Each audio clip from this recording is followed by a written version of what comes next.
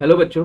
इधर दिया हुआ है कैसे एक curve f x equal to cube root of x. Okay, तब हमें फाइंड करना है equation of tangent at 0,0, normal at 0,0 और normal does not exist check करना है 0,0 पे है भी या नहीं है। और डी पार्ट है कि एफ एक्स और इसका इनवर्स जो है एग्जैक्टली 3 पॉइंट पे कट करते हैं, तो अल्टीमेटली हमें सारा का सारा नॉर्मल और टेंजेंट का ही है, लास्ट वाला बस थोड़ा डिफरेंट है। चलो इसका डेरिवेटिव निकालते हैं। पहले डेरिवेटिव कितना होगा इसका, f dash x will be 1/3 x to the power -2/3 ना। तो माइनस वाला तो हम कंसीडर करते हैं ना, नीचे जाएगा तो ये हो जाएगा 3 x⁻²/3 एफ डैश एक्स। अब देखना, अगर मैं जीरो पे इसका टेंजेंट निकालता, स्लोप निकालता हूँ टेंजेंट का, तो क्या आएगा, इतना ही ना, इनफाइनाइट। यानी जीरो पे tangent is parallel to Y axis ना। Tangent is parallel to y-axis at 0,0।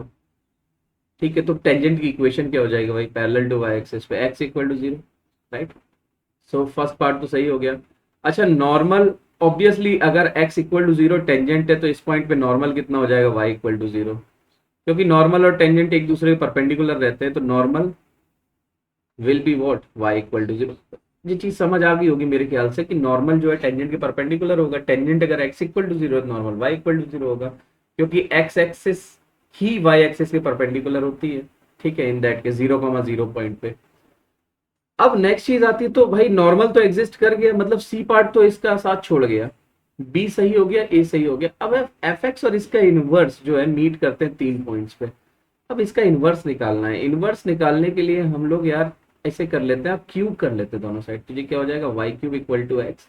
तो अब फाइनली अपने पास x और y इंटरचेंज कर देते हैं, तो आ जाएगा y इक्वल टू x³। यानी y equal to x to the power 1/3 का इनवर्स जो है वो y इक्वल टू x³ होगा, राइट। तो अब इसका हमें इंटरसेक्शन निकालने हैं, कितने पॉइंट में मीट कर रहे हैं दोनों। तो यार इसके लिए x³ equal to x to the power 1/3 तो करना पड़ेगा ना भाई।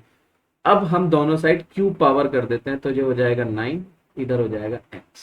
x को इधर ले आते हैं तो -x इक्वल टू 0। इधर से क्या आएगा भाई, इधर से आ जाएगा x कॉमन लेने पे x to power 8 -1 equal to 0। x to power 8 को फैक्टराइज करना पड़ेगा, हो जाएगा x to the power 4 -1 x to the power 4 +1। ये वाला फैक्टर तो खैर बेकार ही है, प्लस वाला है। इधर से क्या आ जाएगा, x² -1 x² +1 एंड फैक्टराइजेशन का सारा स्टेप्स हैं। इधर से आएगा x+1 x-1 और x² +1 and x⁴ +1 equal to 0। तो ये दोनों तो बेकार हैं, इनसे कोई रूट नहीं आएगा।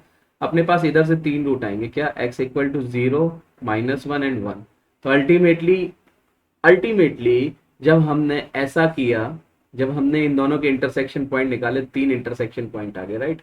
तो एग्जैक्टली वो 3 जगह मीट करेंगे, डी ऑप्शन भी सही है। तो इसका A B D is the final answer of this question. Okay, I think you got my concept. All the best बेटा।